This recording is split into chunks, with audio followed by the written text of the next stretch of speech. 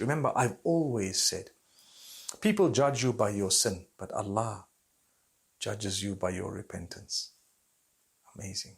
What type of healing is there in that statement? What type of hope is there in that statement? People judge you by your sin. Allah judges you by your repentance. La ilaha illallah.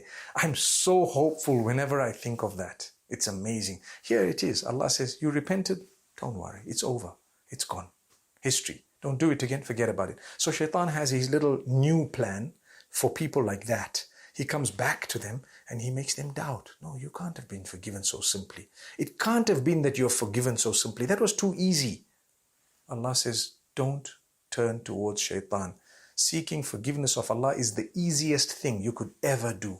Subhanallah. It's easier than breathing. Subhanallah. When you ask Allah's forgiveness, He's forgiven you before the next breath. La ilaha illallah.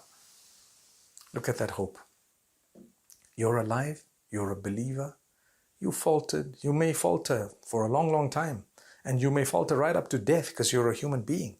But remember, stay away from major sin and try and improve yourself on a daily basis. If you happen to fall back into the same major sin again, don't worry, seek forgiveness again and don't go back to it.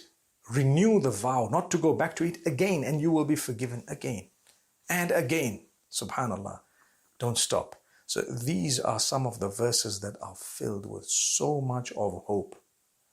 MashaAllah.